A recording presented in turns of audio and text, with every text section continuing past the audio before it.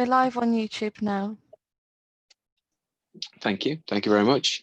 And good evening, everybody. Welcome to this Cabinet meeting, 10th of June, 2020.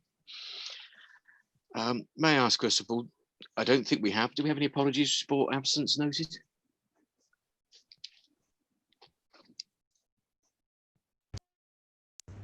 None received, Chair. Thank you, Ed. We then have two sets of minutes to have a quick look at. First one is, I think if I may, I'll take these together. We seldom have any amendments. So with minutes of the 20th and the 27th of May, just ask if anybody has any clarifications or amendments they'd propose for the minutes, or can we take those minutes as accepted? Accepted. Agreed. Agreed. Thank you very much. Thank you very much. That's both sets of minutes. We have no intention to hold any part of this evening's meeting in private. I'm aware that we have no deputations or public addresses either. So can I ask if any member of the Cabinet has any declarations of interest for any item that appears on the agenda, please? No. No. No? No. Thank you. This evening, we've also no issues arising from over in scrutiny to consider. So that takes us straight to our first report, which is the Finance and Monitoring a Provisional Outturn Report 2019-2020. That's with Brandon, following which we do have one speaker registered, which is Councillor Beardsworth. So we'll start over to you to highlight any key parts of the report, Brandon. Thank you, Chair. So I'm bringing the Finance and Monitoring Provisional Outturn Report for 2019-20. The report reflects the general fund overspend, 183,000, which is a great improvement from the projected overspend of 887,000, which I reported the last report in the Cabinet.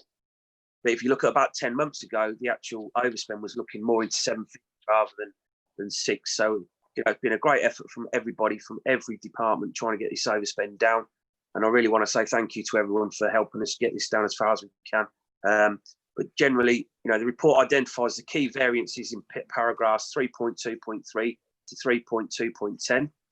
Two of the most significant areas are housing, which we've all been aware of during the year. I've focused on this most of the year about the temporary accommodation costs, which have been huge, and the challenges that service have actually faced during the financial year. The second is the external auditor, which is currently proposing an audit fee of an increase of nearly 200,000, which is more than we anticipated.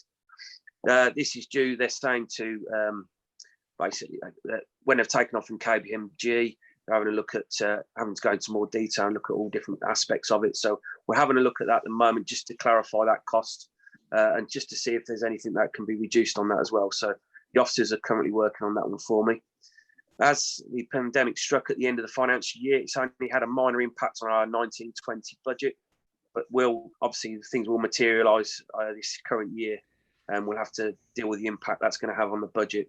We will receive further, well, the Cabinet will receive and the Council will receive updates on my July Cabinet reports. So hopefully I'll be able to give you a bit more idea of the figures there. The housing revenue account was underspent last year by 49k, which is uncontrollable spending expenditure. So they've done really well to keep a tight rein on that one. And MPH have reported a surplus on their management fee of 209k, which is really good. Whilst paragraphs 3.2.15 reflect that the Council also holds general fund earmarked reserves of just over 25 million, these are, as stated in the main, earmarked for specific purposes. The unearmarked general fund reserve is set as a prudent level of 4 million. That's just to provide insurance against unforeseen circumstances or cost pressures, because obviously with the COVID-19 kicking in, there's lots of costs that are coming in at the moment, and obviously a lot of revenue drops. So we're going to have to look at that over the next couple of months just to see what sort of chunk of money we're going to have to take out the reserves to actually cover some of that if we don't get any more support from the government. So if there are detailed questions, I'd be happy to, if you send them by email, I can get the response out, especially in the current climate. Last year is not too bad, but obviously the current stuff, haven't got all the detail of the expenditure and everything at the moment for this current financial year. Obviously this report's based on 1920, not 2021 anyway, and therefore I'll present the report as recommended in 2.1 to 2.7. Very good. Thank you, Brandon. I'd add my thanks, I'm sure we all would, to all departments for everything they've done to endeavour to keep on track with budgets. You mentioned the cost of COVID and, of course, £4 million reserve, and you couldn't have a greater example of a situation when we've really needed to know that we've got reserves to do the things we need to do. And obviously, we're monitoring that cost. We had a recent report, didn't we, at Cabinet, and I know we'll continue to do that. Thank you very much. Let's move next then to take our speaker on this item. We welcome Councillor Beardsworth. Sally, over to you. Thank you, Chair. Can you hear me? Yes, yep. That's fine. I just wanted to ask Brendan about the reserves, basically, because of the current situation. And you say we've got 4 million, because I understood we actually used a lot of the reserves to cover the budget last time. So did the government give us extra money for this, or how are we standing in with the COVID dilemma we're in? Hello. Yeah, I've said it now. Have you heard Right. me? Yeah, it just froze on me a bit there, Sally. I don't know. Oh, it's okay. Right. Yeah, you just said. So I heard the last bit about. You said we've got £4 million, and whether the government have actually contributed to any of that reserves. Is that? I think that was the last. Yes. Yes.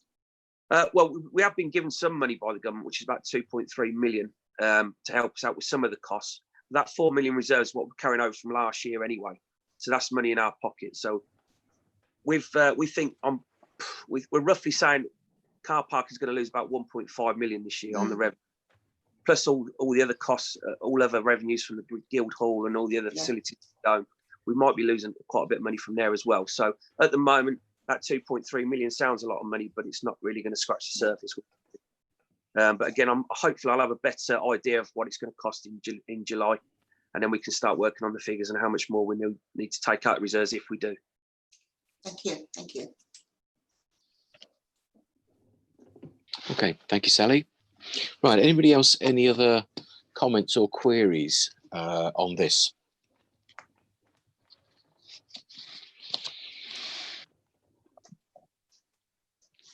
No. Okay, no, I don't see anybody. In which case then, as Brandon has said, if I can direct your attention back to the recommendations at section 2, can I just ask everybody please to confirm their agreement to those recommendations? Agreed. Agreed. Okay, thank you very much indeed. That's great. That takes us then on to item 8, which is the corporate performance, and that's with Phil. Again, we have one speaker registered, which is Councillor Beardsworth. So over to you, Phil. Thank you, Chair. This is the report for Q4 of 2019-20, covering the period the 1st of January 2020 to the 31st of March 2020. I think the main report starts at paragraph 3.3. I think it's pleasing that we've managed to have over 76% of our performance measures reach their target or perform within agreed tolerances of the target. So although there's been a bit of a drop from the previous quarter, we're still doing very well, and we're outperforming the same quarter for last year. So there is some good news. But I think as you read through the report, and you will pick up that although this is only to the 31st of March, with lockdown and COVID and everything else coming in March, it has already started to impact on our performance.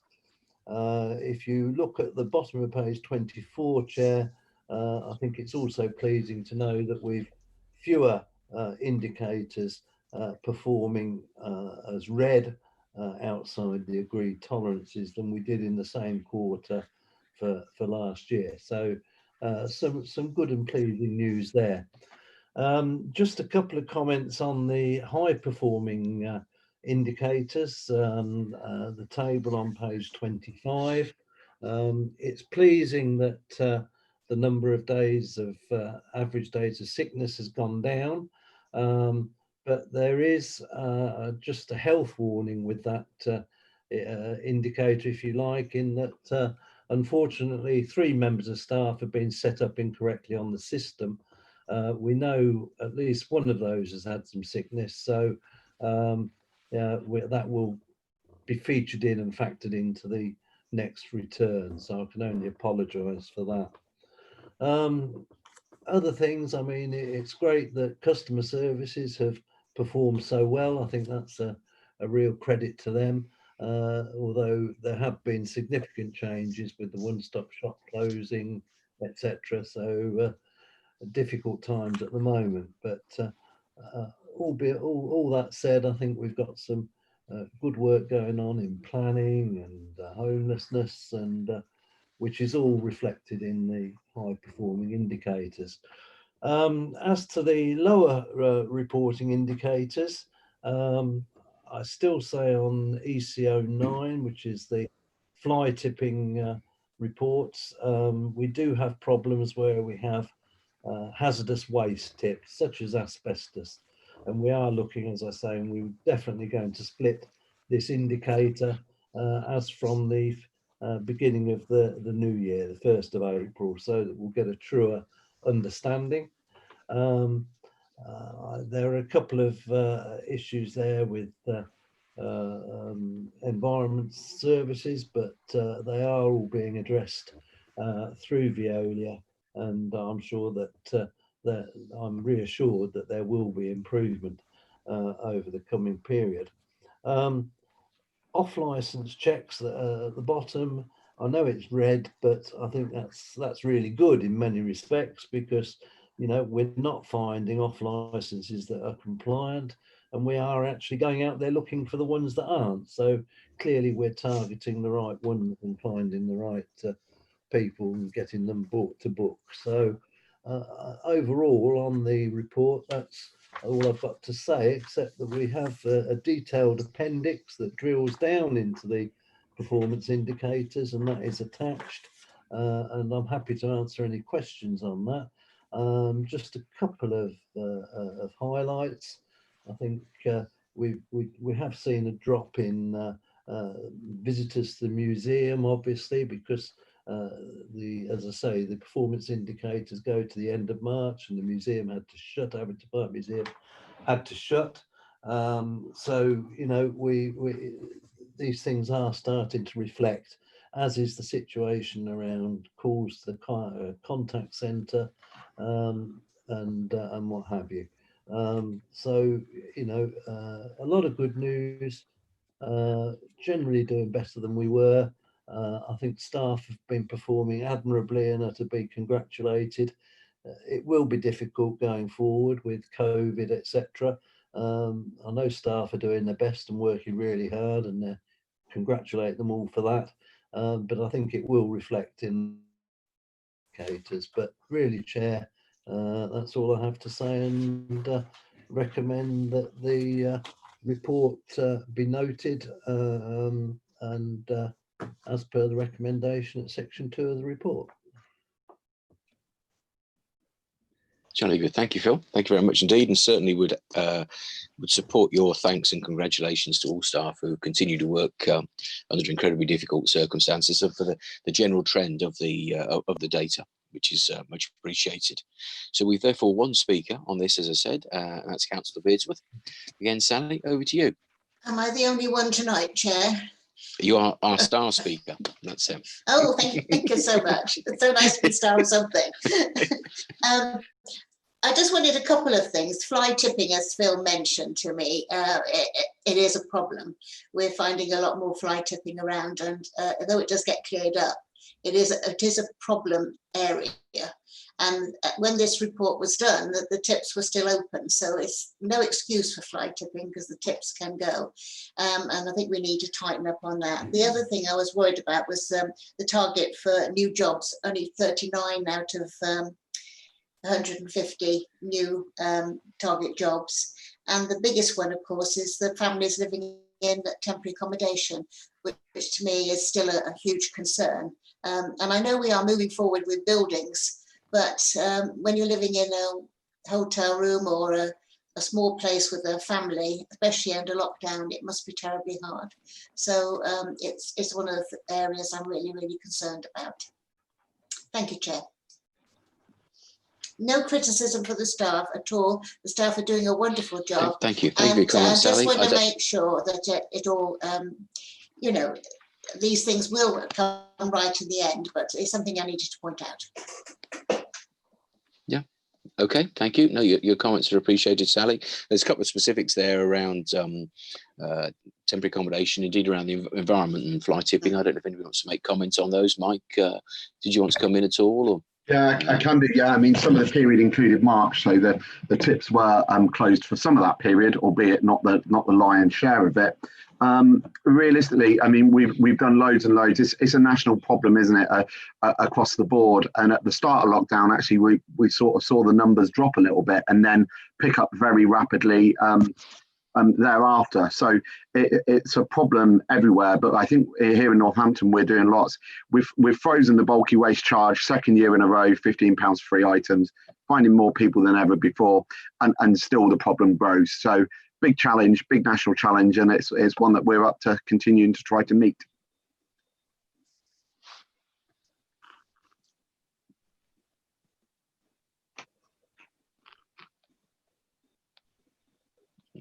I've got a connection problem. I can still hear you fine, Leader. Oh, can you? Okay, but Yeah, it we must can be. hear you. Oh, it's the incoming that's not so good. Sorry, I lost you there. I think I'm back with you. Thank you, Mike. Anybody want to add any further comments at all, or any questions on corporate performance? Can I interject and point out that the figures Please. on temporary accommodation have stabilised, that they're not now continuing to rise.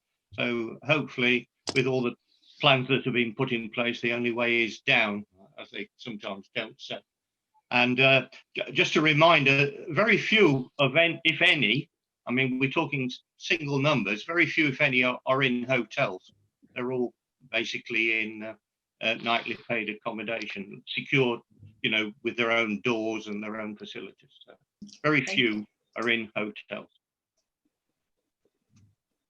Okay, thank you. Any further comments at all? No? Okay, in which case, if I may, I'll draw your attention back to the recommendations, as Phil says at section 2. Can I just ask you to confirm your agreement to those recommendations? Agreed. Thank you. And that takes us on to item 9. This is the first of 3 reports that James has for us, which is the Great Houghton Parish Council Neighbourhood Plan Area Designation. No speakers on this one, James. Over to you to highlight key parts of the report. Thank you. Thank you, Chair. So a relatively straightforward report, this one is. In March this year, we were contacted by Great Houghton Parish Council, who signified that they wanted to designate a neighbourhood plan area. We encourage neighbourhood plans. We've got some really good ones in Northampton. It's great to have this as another addition to that. Essentially, as the planning authority, we have to agree to this, and we can then move forward with getting this work done. So basically, I'd like to point to the recommendations in 2.1 and seek Cabinet's approval.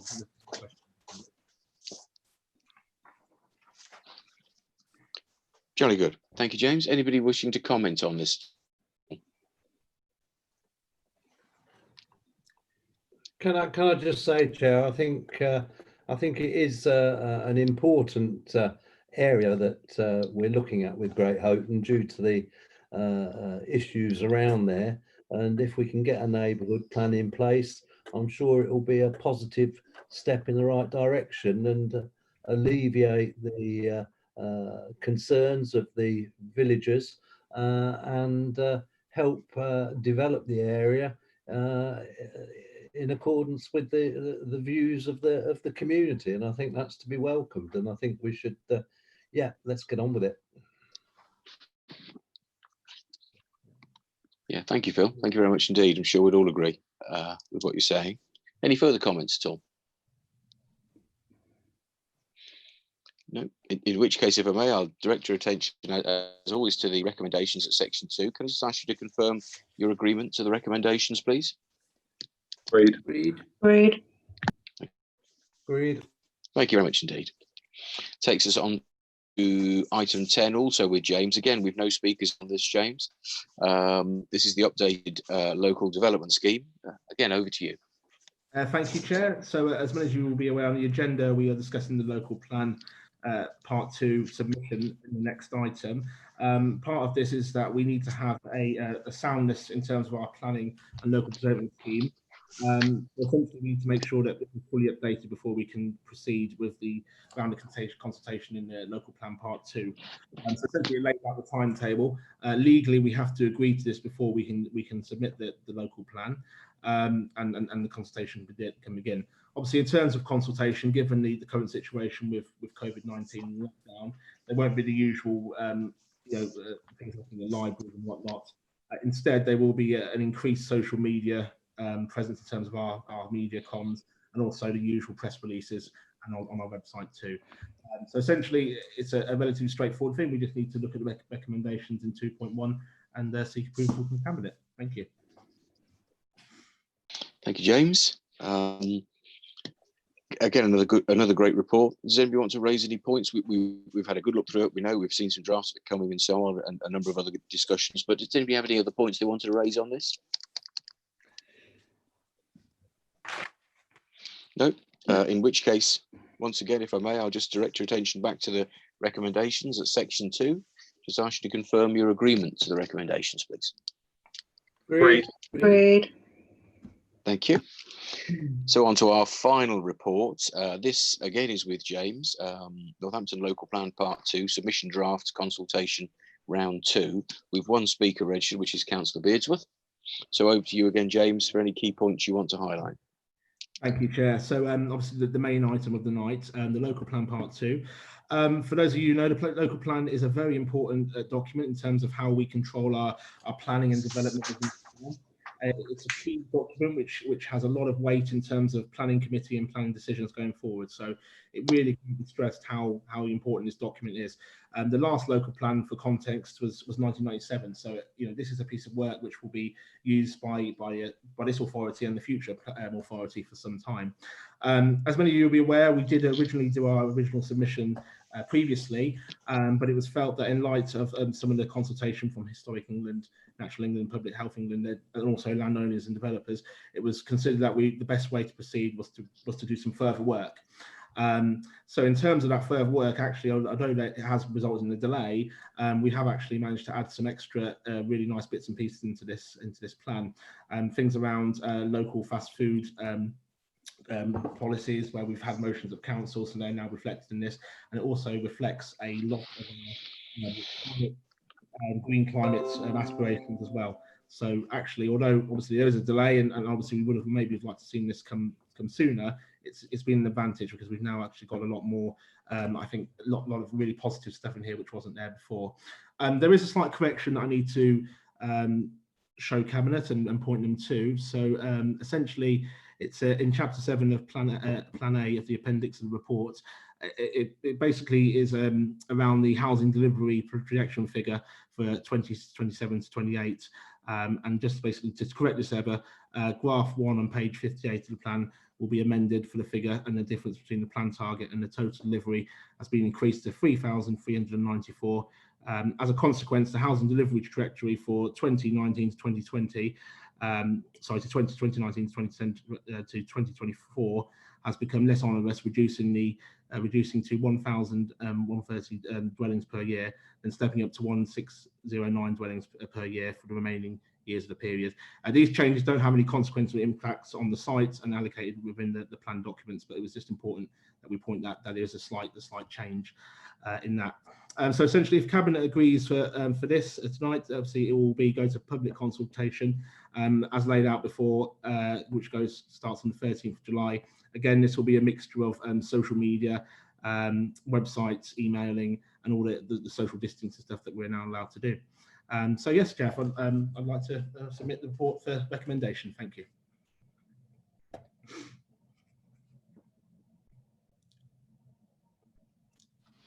That's great. Thank you very much indeed, James. So then we'll go to our speaker, Councillor Beardsworth. Sally, again, over to you.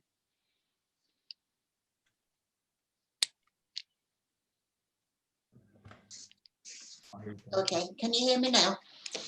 I'm speaking to you tonight purely as myself and also from Councillor Markham, who couldn't be here today because he attended hospital. So I hope you'll indulge me by letting me read something to you.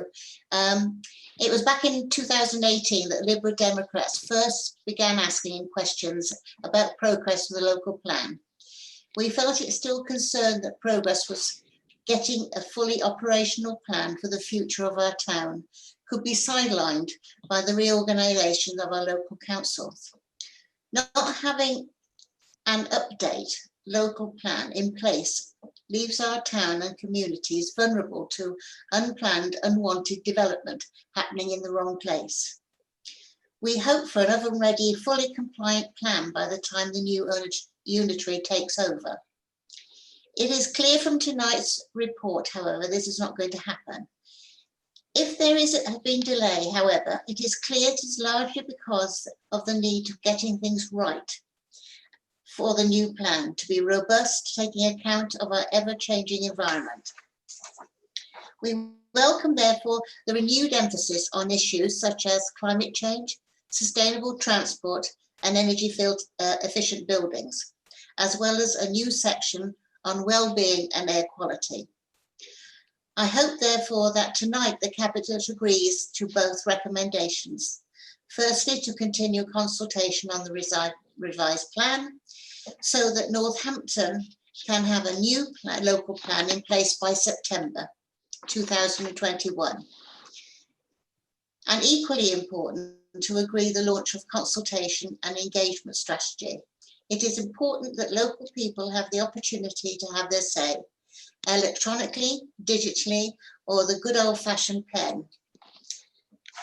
And in conclusion, I'll just say, when parish councils and communities are still in lockdown, and when the council itself is facing the biggest challenge and changes of our generation, it will not be easy to keep our minds on just how important the local plan part 2 will be for the town, our economy and our lifestyle. Thank you for your indulgence, Chair. Okay, Sally, thank you very much indeed. Thank you for your comments. Anything you want to comment back on there, James, at all? Or perhaps yeah, Peter? I think I echo a lot of what Councillor Beersworth says there. So I think we obviously were hoping that this would have been completed some time ago and in time for unitary. I think she needs to be reassured that this isn't going to be curtailed by unitary. This won't be adopted by the time unitary come in, but I think it will obviously be submitted and the works, and I'm sure Peter Bagley will confirm that for me, that this will be come in place and it will be a important document and conform to. Yeah, and obviously I agree regarding consultation. I think we pride ourselves here at the Borough Council, the Northampton Borough Council, of doing really good consultation, and I'm sure, even given the difficult circumstances, that will be keen. And parish councils, of course, play a huge part of that. And so yeah. Okay, brilliant. Thank you, James. Peter, I'm not sure if you look like you were about to make a comment at all, or perhaps James has covered it. Body language works over Zoom as well, doesn't it, does. Yeah. Just to confirm the point that James made, we were going to consult between July and August. We would look to submit in December, and then we would be pushing very hard to get an early examination in public.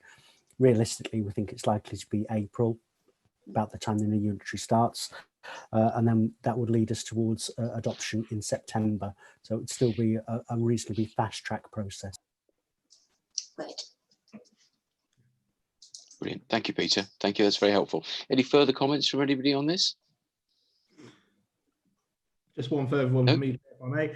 Just to say thanks and congratulate Peter and his team. This is, as many of you have got the actual document, it is a huge piece of work that has taken a significant amount of time and effort. And I think the team really do need to be commended here.